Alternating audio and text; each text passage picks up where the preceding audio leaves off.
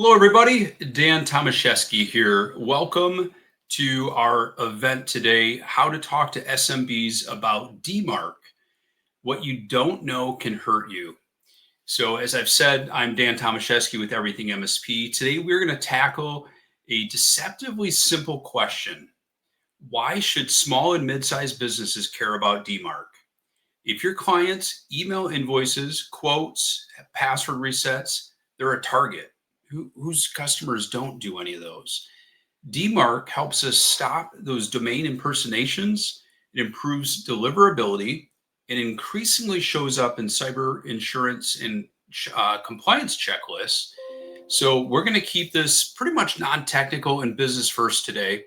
We're going to get into what to say, what to show, and how to get SMBs from never heard of it to policy enforced without breaking their email.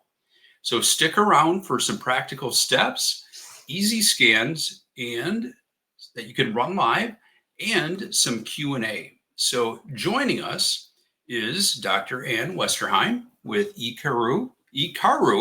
I said that wrong. Ikaru, founder of Ikaru. So 20 plus years of helping the small and mid-sized customers, advisory board member, executive committee contributor in industry groups, author of Cybersecurity for Main Street, Cyberfit in 21 Days. So, Ann, you live in the trenches with SMBs, and you know the ins and outs of all the hustle and bustle and all the things that we're going to talk about today, right? Yeah, I've been doing this for a long time, and in the trenches is a very good description of it. Yeah, yeah. It's one of those things that no matter where we are in the organization, we're touched by what's happening in the trenches, and regardless of where our operational maturity is and where we are, as leaders in our organizations, we have to keep our hand on the pulse of what's happening out there. Yeah, absolutely. I mean, there's so much going on in cybersecurity right now. And of course, AI is coming into the mix and making cybersecurity even more important. And but we're not going to talk about AI today, even though it's a big buzz term. But a few things I wanted to get into, before we kick things off, is I gave a little bit of introduction of yourself. However, I'd love to have you give a little bit more, just telling us about who you are, what you do, and why you love doing what you do on a daily basis. Well, I'm a lifelong technology enthusiast, and I started this company 20 plus years ago, and I saw there's a giant need for helping small and medium businesses actually adopt technology and leverage and benefit from technology. We've always been security focused, and so we've gone through a lot of different waves of, the traditional, more like the break fix model. We're here to help you, to manage services, cloud, cybersecurity, and got to get the mention of AI in there. Uh, we have a great team with us, and we pride ourselves on being friendly and helpful. We're educators, and really want to help make small businesses successful with technology. Awesome. And of course, this topic is so critical. And what's with that being said, let's jump right into it. Let's go ahead All and right. let's kick things off. Yeah, so with a lot of things in technology, a lot of the things we talk about are invisible, but when talking to SMBs about DMARC, what you don't know can hurt you. I gave a little bit of an intro a moment ago, but yeah, lifelong technology enthusiast. I actually started my career in the semiconductor industry. So I hold 2 patents in microprocessor development. Started a consulting company, thought I'd be doing that for a couple of years, and I've done it now for many, many years. Founder of Ikaru. I'm on the GTIA ISAO executive committee, a couple of industry advisory boards, and as you mentioned, I'm cybersecurity for Main Street. See the Main Street sign behind me, Cyberfit in 21 days, and my LinkedIn fell below on the floor there, but very active on LinkedIn and love to connect with folks there.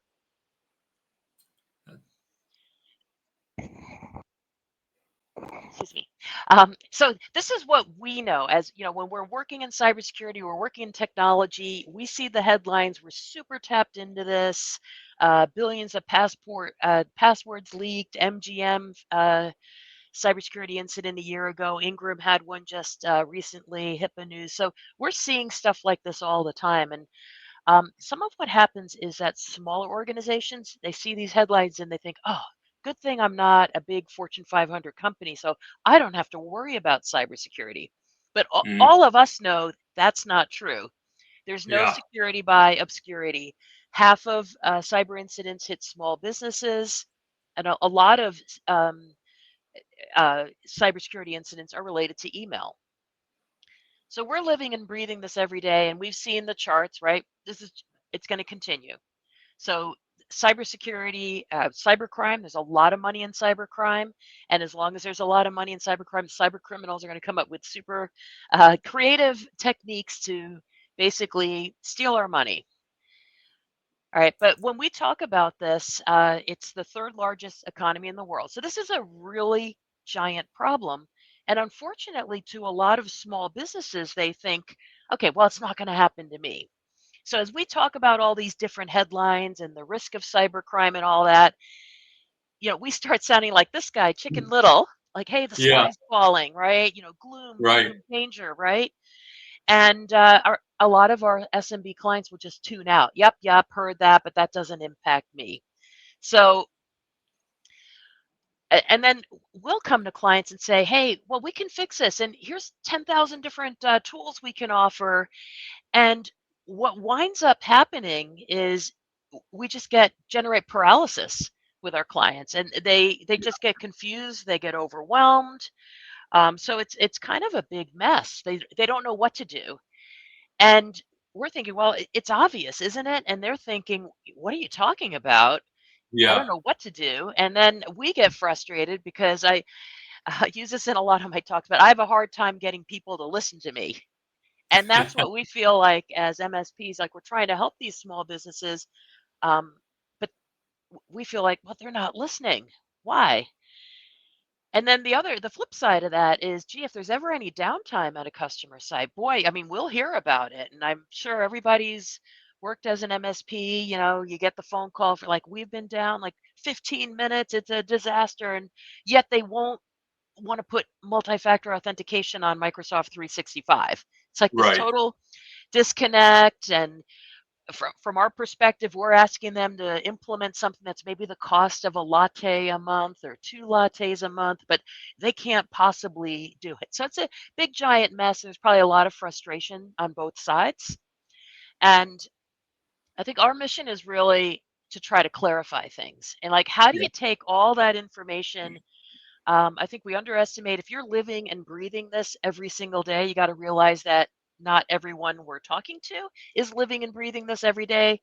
So that's where, how do we just simplify the chaos and get a clear message out? That's our challenge. Yeah, and it is a huge challenge because, let's face it, whatever line of business that our clients are in, that is what their specialty is. That's what they know. And they can talk to us, until we're blue in the face about what they do. And, especially, you think about maybe CPA firms or legal firms. And, you think about, the complexities of what their business is. And we have to put ourselves in their shoes and really understand that, the way we're delivering the message to them, it needs to have that clarity. It needs to be non-technical, business outcome focused. And, we have to read the room, look for the signs and see where, they're dozing off, they're deer in the headlights. And we have to know those signs, alter our message to ensure that we are, being articulate in what message we're trying to get across. Yeah, absolutely. And so for all the folks out there, it's like, hey, I'm frustrated they won't listen. We need to think about, how are we presenting our message? Are we Yeah. presenting clarity? So that's our challenge. And we typically start is kind of bring people back. This is a framework. This isn't stuff that, Anne has made up, like, oh, you need to do all this stuff. Because it's Yeah. the NIST cybersecurity framework, which came into effect after it was a presidential order many years back now at this point, but just trying to get an agreement. So, NIST, National Institute of Standards and Technology, they decide, uh, you know, how what measurements are there, the word on different things. So they were commissioned to create these guidelines that folks could agree with. There's also the CIS controls, and I try to bring people back to, we're not just, this isn't Anne's opinion on what you should do for security. There's frameworks that really Right. help people realize, okay, this fits within a framework, so it's starting to make a little sense. I also like to talk to this about, as security practitioners, we need to view ourselves as kind of delivering a public awareness campaign. So if you think Yeah. about a public awareness campaign like Smokey Bear, the whole no smoking, buckle up, it's the law, click it or ticket, don't mess with Texas. That was originally formed to prevent people were littering all over the highways. It's literally don't Yeah. mess with Texas, and it's just grown beyond that. But you think they've taken kind of a complex problem and really made it simple and direct.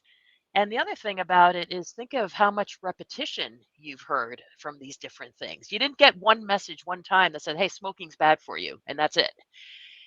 Growing up in Yeah. school, you get health education class. Smokey Bear is, I just saw a TV commercial with him recently. Click it or ticket, you're going to see that all over the place on the highway. It's repetition, and it's delivering a clear, straightforward message. Yeah, and I really I love what you're saying about that repetitiveness, because at the end of the day, I mean, let's think about how many times it takes for, from a marketing perspective, for a message to be in front of us for us to connect. I mean, we see commercials over and over and over again. And, if someone sees a commercial, a few times and you ask them about it, somebody might be like, oh yeah, there was a really cool dog in the commercial, but they didn't catch the messaging, right? Yeah, And eventually, be through that repetition, repetition's mother skill. It connects and it sinks in. And so we have to look at ourselves and say, okay, is it us? Did I only tell them once? Did I only educate them once? Or am I providing the right level of cadence to be able to get that in front of them so that it is connecting? And because we can't just say, hey, first off, can never say I told you so, right? you know of course, because they are the client. We're here to serve. But there are those situations in which we can't just say, well, I told them before. It's like telling your child something one time, in one ear out the other, and it's through that repetitiveness that they connect and they embrace it. But also, when you talked about the frameworks and we talked about regulations, you also mentioned that this isn't just Anne saying this, this isn't just my MSP saying this. We're able to play the good cop, bad cop, and also, like, parenting. We might tell our kids something, don't do this, and they don't listen to us. But then they're at a friend's house, and maybe their friend's parents say, yeah, I really shouldn't do that, and all of a sudden they're like, yeah, that's really good. And when they hear it from somebody else, it's yeah. like, for some reason, it becomes more meaningful sometimes. Yeah, I think the light bulb goes off, or it's not just like, it's my annoying parent, or this is my annoying MSP trying to get me to spend more money. It's Right. the message, that light bulb, the connection, like you said, has to be made. Yeah, absolutely. And I think that one thing we can do, and again, it's trying to simplify that message, explaining how different cybersecurity elements fit into a framework, let us kind of create building blocks. Okay, so you can go in and get a win. Okay, we can't do everything. We can't boil the ocean in just one day, but let's pick something and figure out how uh, let's accomplish something. Pick one thing, and I think that's where I think DMARC is a great uh, challenge to address, because it's a building block. And then, okay, now we've built this, we can strengthen a little more with other items. And I think that in talking to clients, though, what we would say is, when we think of DMARC, right, domain-based message authentication, reporting, and conformance. It's built on SPF, Sender Policy Framework, DKIM, Domain Keys, Authenticated Email, right? This means nothing to our clients. I put out the decoder ring there. They get really turned off. A lot of times I think that when we're using the acronyms, which is kind of shorthand because who's going to say these whole phrases out loud, but it will make our Right. clients tune out. It can make us appear to be rude or we're trying to pull the wool over their eyes. So we need to figure out how do you talk about this in a way because what they don't know, like the title of this, can hurt them. Yep. And so now getting back to, and you mentioned this before, we need to focus on solving a business problem. So do you want your mail to be delivered? Like when you're invoicing a client, would you like them to receive that invoice so they can pay you? If you're a nonprofit and you're doing the charity golf outing and you're inviting a lot of people, do you want people to receive that message so they can sign up and join your event and participate? So do you want your mail delivered? Well, that's yes. A Yeah. lot of business is done online. And then do you want to make sure no one can impersonate you, like send a fake invoice to one of your clients and steal your money and damage your reputation because they're going to be mad at you. And do you need to meet any compliance or insurance requirements? So, for example, if you process credit cards, PCI compliance will want you to have DMARC in place. So you start asking it like this, like, do you want to continue to be able to process credit cards? Like, yeah, we like to get paid. Um, that's something the business can understand, and that's something that so I hate the expression dumbing it down. It's making it clear and presenting it in a Yeah. way that people will actually relate to and listen to. And the most important thing here is the most effective way to deliver this is from the start to deliver it in this, business outcome perspective. Don't don't try to deliver it in that technical way at first, and then all of a sudden find that you've lost them, and then switch it. I mean, if you have lost them, obviously you want to alter your message. But from the start, from the very beginning, focus on business outcome. In Because like these key questions here, do you want your email, or do you want your mail to be delivered? You start talking about that. Let's say you're doing that luncheon, and let's say it's an annual luncheon that's a fundraiser, and they count, as a nonprofit, let's say they're counting on that revenue to come in, that funding to come in. And if they're not, getting those emails into their inboxes, it's going to have a huge impact on their ability to bring in those funds. So right from the get-go, if you can capture their attention, you've got them locked in. Sometimes if we lose them, it takes a little bit to pull them back in. It can be It, done, but why not start from the beginning, capture their attention. yeah, definitely great advice because you'll get their attention, and we're trying to influence change because that's what we see. Like what they don't know can hurt them, and we're there to Yeah, help them. And in terms of the mail being delivered, so Yahoo, Google, and Microsoft will all block bulk mail that's not DMARC compliant. It won't get delivered. And absolutely. I remember, I don't know who coined this, but what's your favorite radio station? WIIFM, what's in it for me? And I don't know if Yeah. people listen to traditional radio anymore, but that's you have to if we're trying to influence our clients to do the right thing with respect to cybersecurity, we have to present it in a way that means something to them. And it's not okay for us to just get mad. Well, I told them, I gave them every acronym under the sun and they wouldn't do what I told them to do. Yeah, of course not, because they have no idea why it even relates to them. So I just like this phrase a lot. What's in it for me? I like it. Yeah. All right. So one of the things, within the Easy DMARC platform, and I like that it's just a simple, elegant solution, and it solves for something that's a real problem for businesses. And you can really start a conversation with this. So you could do easy scans. Just say, hey, where's this? Where are you at right now? So you can scan right from the platform to show, hey, is it green or red? This is our own domain. So thank goodness. we get green on that. But what a great way to start a conversation with a client. Just, let's just see where you're at right now. And did you know if you have a lower score, like these emails may not be delivered? Did you know you have a greater chance of somebody impersonating you and stealing funds? Um, Absolutely.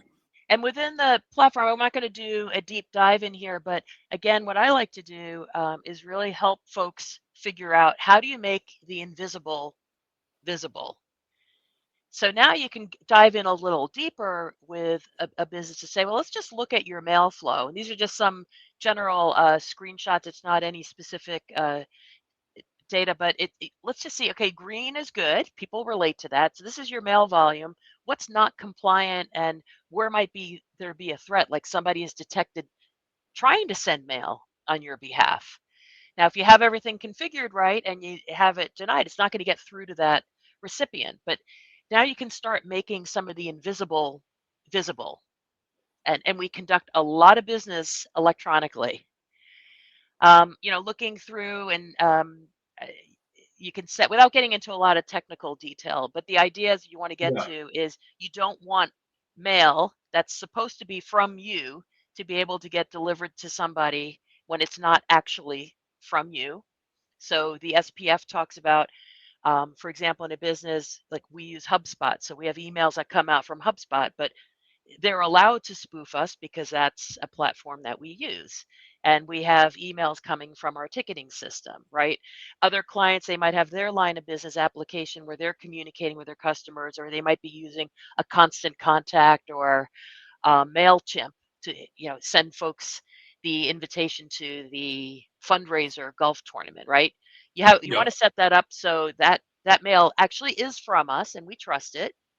But if somebody's trying to send mail from us from some other random IP address somewhere, we want that to be blocked because it's not really us.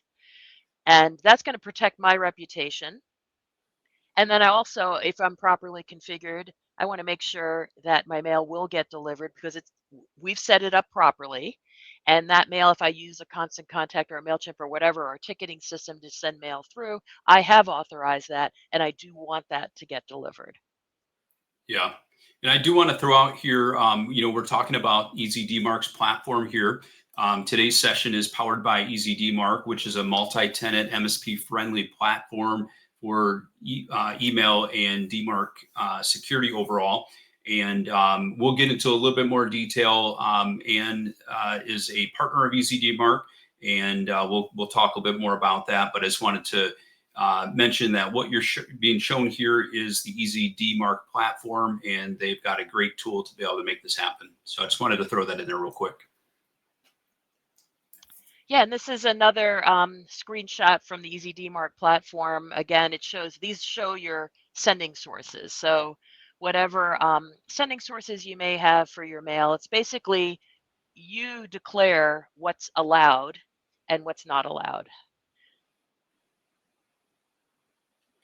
And there is a question out there, Chris, if I'm pronouncing that correctly. Some users don't believe that they have an email delivery issue. To them, it doesn't relate to them. How do we even bring awareness that it should be their concern? Well, I think a big part here is over the past year or so, a lot of the big players, Google, Yahoo, and Microsoft, have announced they're going to block mail that doesn't follow the proper protocol. Right. So you might send out 500 invitations to your charity event, and wow, you get no signups, and you don't know why. That's the Yeah. kind of thing you could talk to them about. Or maybe you have a problem with slow pays for your invoices. Well, are people actually getting them when you think they're getting them?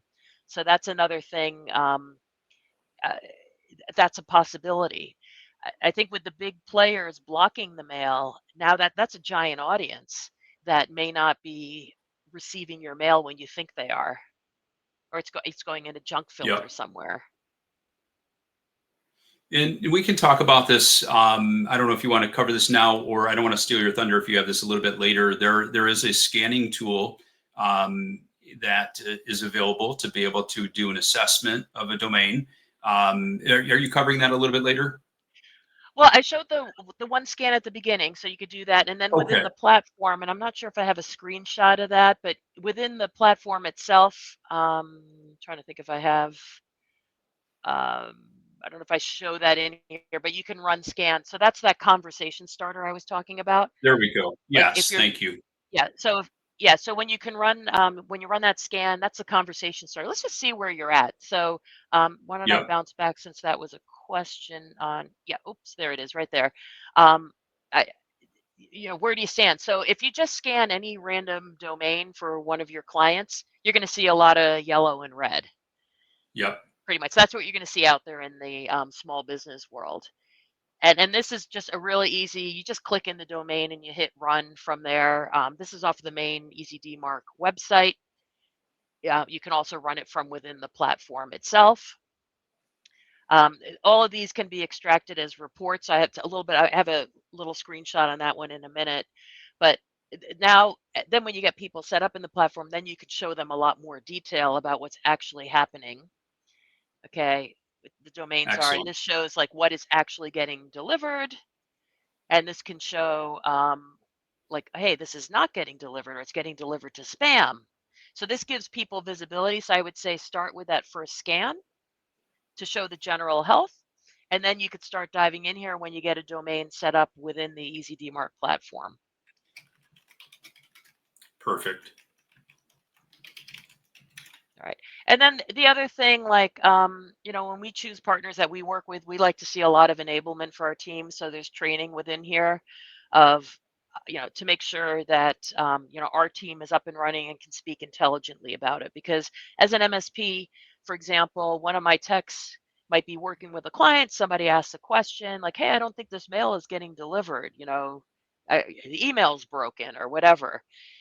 I want everybody on my team to understand, well, let's check what's going on because that could start that conversation about, okay, I see this is something we need to set. This is something you need to add to your security stack with us. But I'm a big fan of like the entire team really needs to know how to understand how to talk about this because sometimes in the front line of defense, a lot of times people will just say, my email's not working. Okay, well, what does that mean?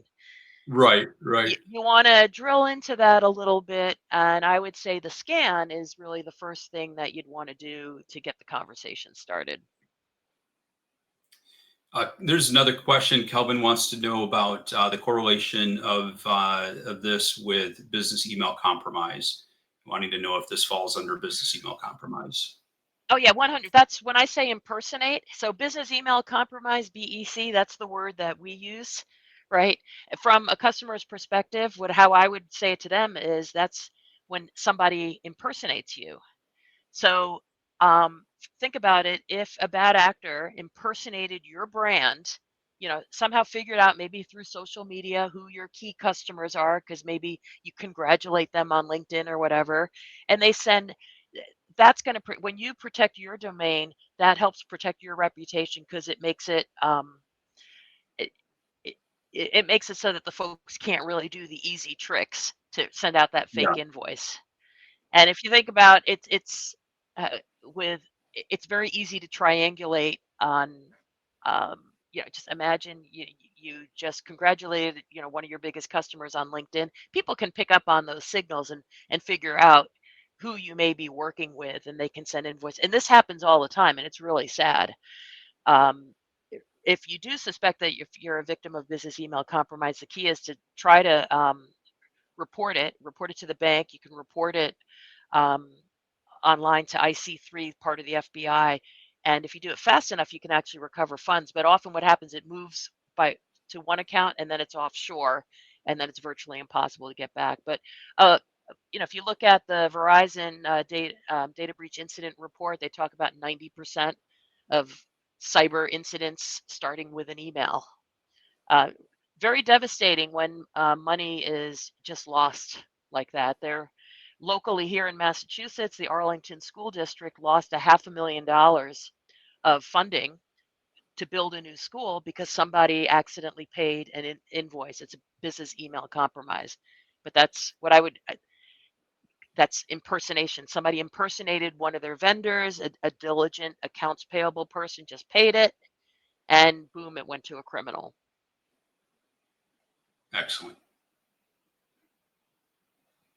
So training the team around this. The other thing is, oops, and I covered up a little bit of the text here, but there's a lot of reporting in here. And I think, again, what they don't know can hurt them. What they can't see becomes invisible. You can run reports, and what I would recommend is assign a team member. Train them up on how you can run these. It's like a couple of mouse clicks, and you can get reports out to your clients. And really, I think it helps show value to your clients, helps it make it look a little bit real. Like, what is this invisible DMARC thing you're doing? Oh, here's what my report looks like. This is great, and I'm seeing my mail is getting delivered. I'm seeing it's all my trusted sources, and I see that if somebody's trying to impersonate me, they're not getting away with it.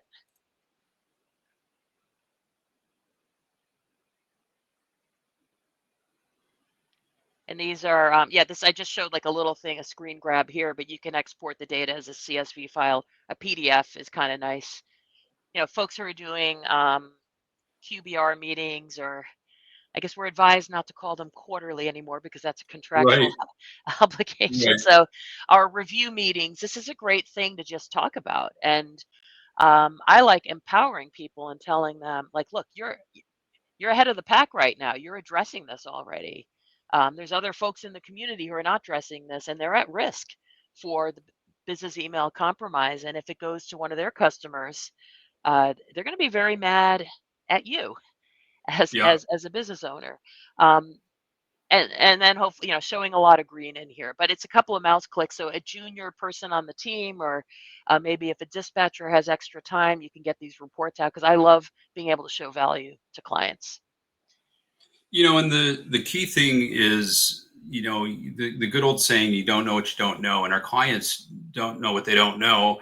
And they count on us to be the experts and to be that person to help educate them about this. And, again, we want to do it in that business outcome fashion. Um, but the thing is, if we don't educate them about this and they run into issues, then we have failed them. We don't want to look past opportunities to ensure that, we're helping them to be the most efficient, productive, secure, and profitable in how they're delivering, whatever their product or service is. And, whatever their business is, their business. Technology isn't necessarily their business, but technology is a tool that helps them to accomplish their overall goals and objectives. And it's a moving target. Kevin added a great comment a little bit ago. Cybersecurity is always evolving. Plan with them on how to future-proof themselves so they can continue to not have problems. And the key word here is we need to continue to continue to one up, if you will, stay ahead of the bad actors, because as we become more smarter in helping to secure our client environments, bad actors are looking for ways in which they can get around that. And so what worked for us today isn't necessarily what's going to work for us tomorrow, and we need to continue to evolve in our security offering. Yeah, absolutely. And we tend to think of it as like a 2024 plan for security, 2025 plan, and there'll be things that we want to introduce for the coming year as well. It's a cat and mouse game. So as Yeah. people get better protections, the criminals will come up with more clever techniques. You mentioned AI at the beginning, but it's so easy now to harvest information about folks, to kind of put together a picture Yeah. where people could maybe figure out who are your top clients, and be devastating to a business email compromise where your brand is impersonated would be devastating.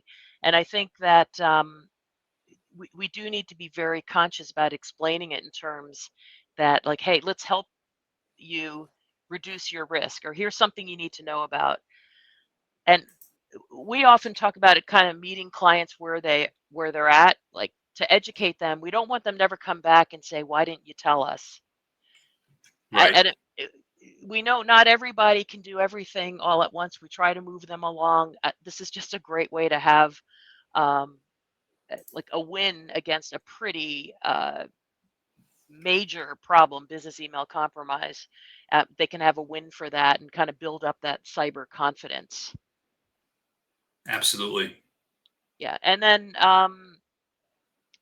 number one attack vector, this is information from Easy DMARC, but there's a lot of different ways that email is attacked.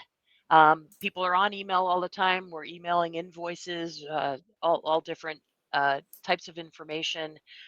It's the number one attack vector. Firewalls in place, a number of different things are in place to protect the system. Well, how do you get crime? You just have the criminal ring the doorbell and you open up the front door. That's opening that email, and you can run into a lot of trouble with that. So, yeah, we have to constantly have that conversation and also be very mindful that the acronyms and the shorthand that we know is not what's going to relate to our clients. So we're Yeah. here to reduce their risk.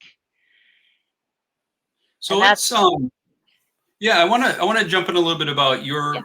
your how you're leveraging Easy DMARC in your stack as a managed service provider. Is this something that you've included in your stack for your managed clients? Is it something that is an add-on for them? How does that work for your organization? Yeah, so it depends a bit on what tier they're at. So for our, say we call them all-in clients, we just made Yeah. that part of our standard stack and we put the domains in there. Interestingly, what I'm hearing about from a lot of my team is that often the conversation gets introduced with the rest of our community when there's an email, there's a problem, something didn't get delivered or something's going on, and then we dig in and we find out why and say, okay, well, here's a solution that's going to help for it to add on to that. It's also a conversation opener for folks. If you're just talking to somebody new, here's a simple, like, let's just run a scan for you to see where you're at. And there's other scanning tools that we use, but I guess the thing is, it's like a concrete thing that you can have a win for, which I really like because it feels like you're Right. getting somewhere. We're actually making progress against the cyber criminals. Right. Right. And how about from a foot and door perspective? Have you done any kind of events where maybe you've done scans at an event, maybe a chamber event or like a BNI? Um, do you have any insights on that? Yeah, we should probably be doing even more of it, but we'll often like and if we're just starting a conversation with somebody, we can that we would offer to run scans. I'd like us to be more systematic about this because I'm really passionate about just to give an example, we were recently called in as boots on the ground for an incident response uh, Okay. Oh wow. exercise, and it was Yeah. they're a very interesting. This is a national incident response company. We were the boots on the ground, and this is a company was about a 20-minute drive from our office, so very close. And they had an absolutely terrible set. Like they had completely inadequate protections in place. Like none of this would have happened had they had the minimum protections. I'm thinking, Mm, how did they not know about us? right. And I think that's what a lot of MSPs like get involved with the chamber and offer the scans and because it doesn't really cost us any effort to Yeah. it's minimal effort to do, and it can get people to want like, oh wow, I've wondered why my mail's not getting delivered, or Right. hey, I know somebody who, yeah, they just had a business email compromise against them. A lot of construction companies are hit by that, by the Mhm. way.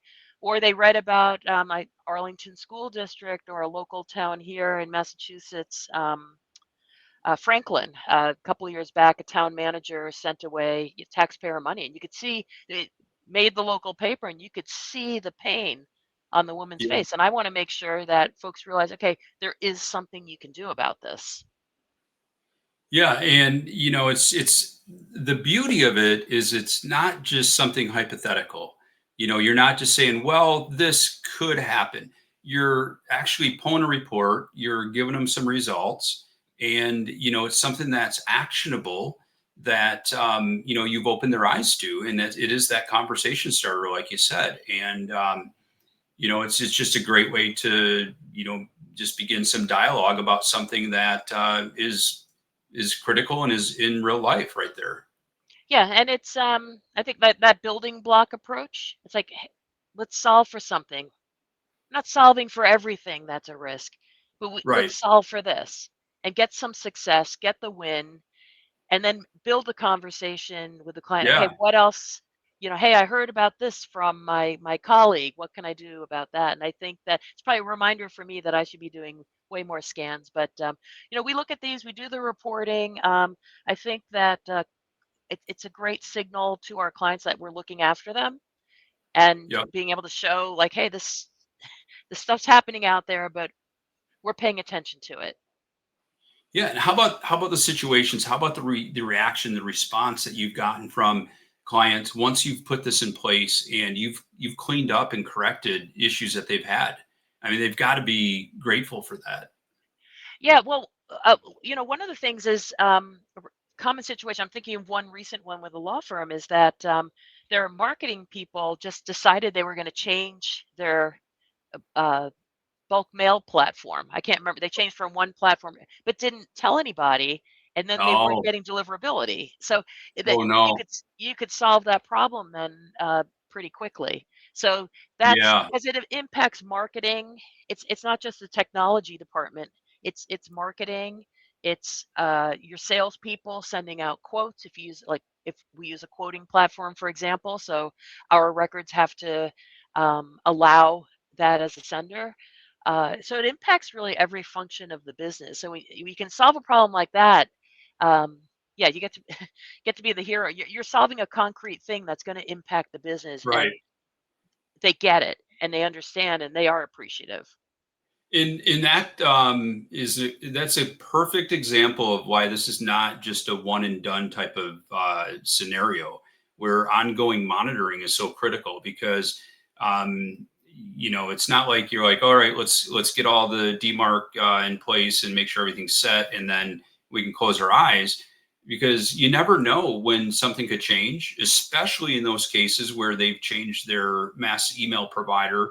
And let's face it, those are things that IT doesn't necessarily get involved in because it can be a marketing function. Depending on the size of the organization, it might be some third party provider that is doing this for them and with their domain, and there's no knowledge of it. And essentially, all that money, then all the Yeah, time and effort and money that they're putting into those email campaigns become wasted.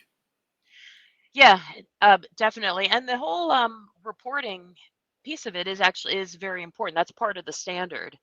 So if you look Yeah, at the NIST, uh, they call it best email practices, PCI compliance. You do have to continue. You are required to continuously monitor it for that reason. Things change. absolutely. And and the other thing too that's great about this is an affordable solution that you can add into your stack or add on as a, like an a la carte perspective, especially for those break fix clients that you might have. And you have the capability of doing it however you wish. And also just the multi-tenant capability. You log into one portal and you see all of your clients, right? Yeah, that helps a lot because yeah, it's one place to go. It's understandable, and I think also in terms of other MSPs out there that if you're trying to maybe this is the one product that you sell to a new prospective client, the one Yeah, victory, but that's your foot in the door to have future conversations as well.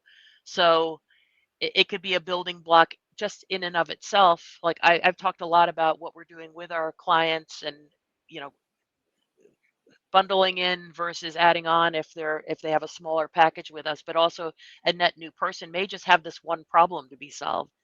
You come in, it's affordable, and now all of a sudden you're having a conversation about additional support or cybersecurity solutions with them. So absolutely. nice, yeah. It's a win all around. And for all of our listeners, please take a look at EasyDMark. I did add their URL to the slider there, easydmark.com. And there's a trial available, so you want to take advantage of that. They have a great MSP partner program, and with that being said, any parting words that you want to share to our audience, Ann? Well, I want to add, I love the team at Easy DMARC. So they're really great people to Yeah, work with. And uh, yeah, I think that as MSPs, we have to constantly be learning what's new out there. How can we help our clients? They expect us to be able to alert them, and not everybody's going to sign up for everything we recommend. We meet them where they are, but at least then they know somebody was looking out for them and told them about a way that they could help themselves. absolutely. And I want to thank you so much for your time, sharing your experience about how you leverage DMARC in your MSP, as well as your experience with Easy DMARC. With that being said, again, thank you, and thank you for all of our audience listening here today. Hope everybody has a great rest of your day, and we'll talk to everybody soon. Take care. Thank you.